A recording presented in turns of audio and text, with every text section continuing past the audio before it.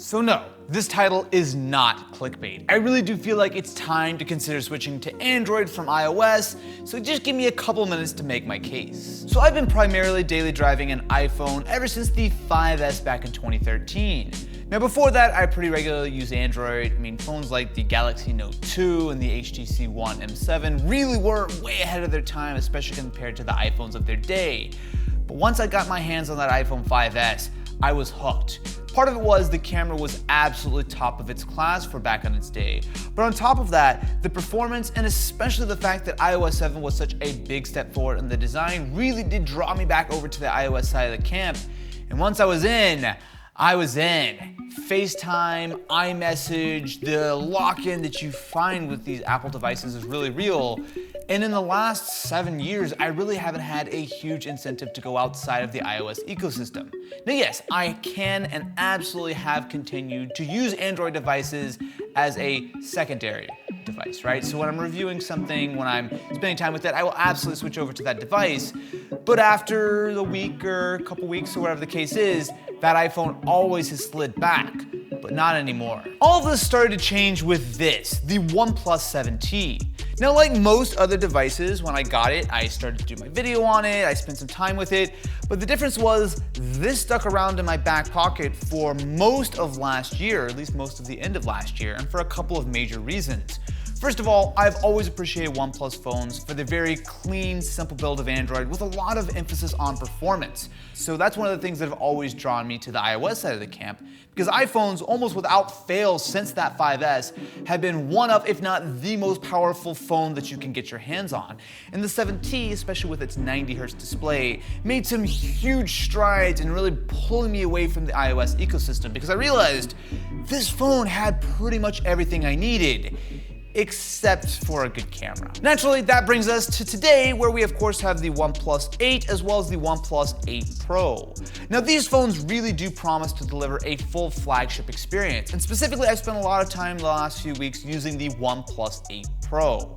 This display with a 120Hz refresh rate and honestly excellent color, excellent resolution, the entire package has been one of the most appealing things that I have ever laid my eyes on in the phone space. But when you look at just how smooth this phone is, you look at how much work that OnePlus has done on optimizing all aspects of this phone, right? With the Snapdragon 865, with the high-end LPDDR5 memory, with the fact that they've done a lot of work on the optimization side of Android, and you pair that all with probably what is the best display on any phone out right now, it was immediately something that drew me away. Now that's not to say that you should overlook the standard OnePlus 8. Again, this is not only a cheaper phone, and it does have a lot of major features, including 5G, which we'll get into a little bit later, but this still does have an excellent 1080p 90Hz display, very similar to that 7T last year that really drew me over. Sure, if all you're looking for are benchmarks, then the iPhone still is an absolutely incredibly powerful device. Both the iPhone 11 as well as the 11 Pro have the incredibly powerful Apple A13 chip, and while yes, they may only have 4 gigs of RAM, aka 1/3 as much RAM as my OnePlus 8 Pro here, there's something to be said for the sheer leadership that Apple has had and continues to have in the actual chip space. Where it starts to fall behind is when you look at the overall package. For example, both the OnePlus 8 as well as the 8 Pro have full-fat 5G built in. Now sure, Apple will likely bring out a 5G iPhone in 6 months or whatever, but I don't care about 6 months from now. I care about the experience I can get today. Not only do they continue to have their Warp Charge 30, which will charge the entire phone up to 100% in like less than an hour, but they also now have Warp Charge Wireless. Now this is something that I've dinged OnePlus on many times in the past. While the 7T and the 7 Pro last year were very, very solid, they weren't the full package, right? The camera wasn't really there. There was no official water resistance and there was no waterproofing.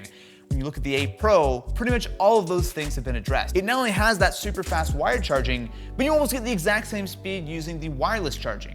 Sadly, this is not a feature on the standard OnePlus 8, which still has that wired charging, but it doesn't have the wireless charging, and it also doesn't have the reverse wireless charging, which I find to be kind of useful. But one of the things that really does elevate these phones is the camera experience. Especially on the 8 Pro, it is a major step up. So first of all, with the OnePlus 8 Pro, the 48 megapixel main camera is much better. So importantly, just like a lot of other flagships this year, they've gone with a much larger sensor, which means that you actually get surprisingly good low light performance with the 12 megapixel mode. And when you're out and about with the sort of really nicely lit like daylight conditions, 48 megapixels actually looks pretty good. Unfortunately, the night mode really can't hang with something like the iPhone or the S20. And while I really like the look of the 3x telephoto camera on the 8 Pro, that is sadly something which is missing on the standard OnePlus 8. Speaking of the OnePlus 8, it's similar, although it still has a, on paper, 48 megapixel camera. It is a much smaller sensor, and generally speaking, I have found the results to be better on the 8 Pro. And if we're being real, I still feel like while OnePlus has sort of stepped up the game, they're still behind something like the iPhone or the Galaxy. And specifically when you look at that iPhone 11 at $700, it's kind of a little bit of a tough sell on the OnePlus 8 because it just simply cannot compete. Video is also somewhere where OnePlus have, well, I mean, they're trying, they're making some progress, but really the iPhone is the undisputed video champ as far as I'm concerned in smartphones, which is a problem because obviously as someone who spends a lot of time working with video, the OnePlus is not really something I feel comfortable using, whereas I will use the iPhone to shoot video all day long for the channel. Is this OnePlus 8 Pro an expensive phone? Absolutely. But you know what else is expensive? Pretty much every other flagship out there, right? $900 is a lot of money, but so is $1,000. So is $1,400 for the Galaxy S20 Ultra, and so is the other phone that has really tempted me away from iOS. Look, I have absolutely no problem recommending the OnePlus 8 or the 8 Pro. There are certainly many people who will be very happy with those phones. But if you've listened to the test drivers, you will know that I am a proud member of the Z Flip gang. Yes, that's what we call ourselves. I'm Mike Hurley, and I'm Austin's new podcast co-host on the test drivers. Like, when I saw that first Galaxy Fold, I felt like I knew that I'd seen a future. I think the jury's still out if folding phones can work for everyone, right? But I think I could see in that device, this was something else. This was something different. This is something we hadn't seen before. And since then, there's been a lot of interesting stuff, and nothing has caught my attention in the same way that the Z Flip has, which I know is exactly the same for you. I pick up the Z Flip just to play with it after having owned it for months. Like, not in a, oh, let me check out what's going on Instagram kind of way, but like, let me just hold this device kind of way, because it's so much fun. For all the faults of this phone, and there are many, starting with the exorbitant $1,400 price tag, but if you can look past that for a second, I have found that I have fallen in love with this phone in a way which is not particularly rational, but it's also not a way that I've fallen in love with a piece of technology in a very long time. Now, if you can ignore me being a Z Flip weirdo for a second, there are many downsides to this phone. It doesn't have 5G like the OnePlus does. It doesn't have water resistance like the iPhone and the OnePlus does. It only has a 60 Hz display like the iPhone, and unlike the excellent display on the OnePlus, it only has a single mono speaker as opposed to the stereo speakers on those other two devices. I mean, there are many reasons why this falls behind. It also has an older 855 versus 865 processor. I mean, there's a lot of sacrifices that you make. But the thing is, all of those sacrifices, in my opinion, are totally worth it. Now, am I recommending you to go out and buy a Samsung Galaxy Z Flip? Absolutely not, right? It is a very niche product. It is very much for early adopters. The thing is, while it might be behind in some areas, there's no deal breaker, and that's usually what I look for in something like the Moto Razr, for example, which, while it had that awesome flipping design, fell short in most other aspects. But with this, for example, I have reasonably fast wired fast charging. Sweet. I also have wireless charging, reverse wireless charging. It doesn't really matter that maybe this is a little bit slower because I can actually, fit it in my pocket, unlike the giant OnePlus 8 Pro. I've always appreciated something which is a little bit smaller, a little bit easier to carry, and that's really where the idea of a foldable has made a lot of sense for me. Being able to unfold the phone and get a much larger display, but fold it up and not have something massive in my pocket all day, that's what she said, is really helpful. I probably shouldn't have said that. But you know what? This is quarantine content. I can say whatever I want, because Ken's not here to stop me. When it comes to the Z Flip, for example, the reason why this has still remained my daily driver is because on top of the small size, it has some legitimately really cool features. Well, yes, it does have a hole punch selfie camera, and I've used it for stuff like video chats, like you've already seen in this video, But if I want to actually take a selfie, all I need to do is flip it around and turn on the cover display, and it makes it really easy to frame up a shot. So I could just do this, and boom, I got a much better looking photo that is taken on the real legitimate camera on the back versus the tiny selfie camera. All right, I'm gonna say that's not my best selfie, but we're gonna ignore that for a second. There's also the fact that the phone stands up on its own, which I really appreciate when I'm watching video, or when I'm scrolling through something, or if I'm on a video call and I don't wanna have to hold the phone in my hands.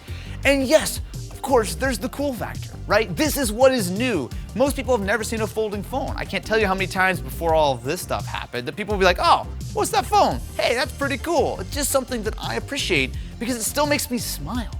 Right? It still makes me excited about technology. It's like, oh look at this awesome piece of thing. Look at this piece of glass / plastic that folds in half. How cool is that, right? But this comes down to a really fundamental question about what kind of smartphone you want to use. I have the incredible luxury to use a wide variety of phones, right? I get to take a look at most phones that come out, and so I kind of get to choose whatever that I personally like. And with that being said, there are some major advantages in Android right now. So for example, if you want a folding phone, not only could you go with the Z Flip, but you could go with the Galaxy Fold. You could go with the Moto Razr. You could go with what I'm sure will be a large number of folding phones that will be coming out over the next couple years. If you want to use iOS, well, you get a slightly smaller option or a slightly bigger option or maybe an older option, and that's pretty much it. Apple has and will continue to make excellent hardware that works really well with the software. I mean, there are many things that I feel like I would prefer to do on an iPhone, and the lock-in isn't entirely for no reason. While yes, there are workarounds for like iMessage and FaceTime, but for something like the Apple Watch, there is no great alternative on the Android side. Yes, Wear OS exists. Yes, there are many very cool watches, but do any of them hold a candle to the incredible work that Apple has done over the last 5 years with the Apple Watch? I would argue not really. This is still by far my favorite smartwatch. And realistically, many days I will go out with my LTE Apple Watch and my Galaxy Z Flip with no iPhone in sight, because that just feels like, even though it's a very odd way of living my life and it's not something I would really recommend, but it works for me, right? Because this device is so ahead of the game. While the current iPhones are absolutely the most complete package that Apple has shipped in years, and the iPhone 11 specifically is still a reasonable value, especially when you look at some of the competition such as the OnePlus 8, what it isn't is really exciting. And when you have these devices, such as the OnePlus 8, which while expensive, offer 5G and a high refresh rate display at the same price as that iPhone 11, it becomes a harder and harder justification, especially if you are not already locked in. If you have all these Apple devices and it's difficult to get your entire family to get away from iMessage, that's difficult, right? And I will totally admit, I'm in that camp too. I am not saying that you should toss your iPhone in the garbage. It is still a perfectly competent device, and in many ways, it is better than what you can get on the Android side of the fence. But while yes, you can wait until this year or next year or the year after to get 5G and high refresh rate and folding designs and maybe not folding designs, but all this stuff will come. But I've gotten tired of waiting. And honestly, the Z Flip is really what has dragged me away from my iOS cocoon of happiness and safety for some more adventurous shores. So will I continue to carry my iPhone and use it for taking photos and answering family iMessage threads? Yep. Will I still carry my Apple Watch and my Galaxy Z Flip most days? Yep. But you know what it is? I feel like it is really time for me personally, and maybe for you guys as well, to consider switching to Android. It really is a fun, brave new world of, I don't want to say it's different because obviously Android has been great for many years, but 2020 feels like the time where you're legitimately getting different experiences that simply cannot be replicated on iOS. And because of that, I feel like the grass really is greener this time. Subscribe, catch you guys next time. If I don't get yelled at by Ken for making very long, dumb videos by myself, which always happens anyway, so it's fine.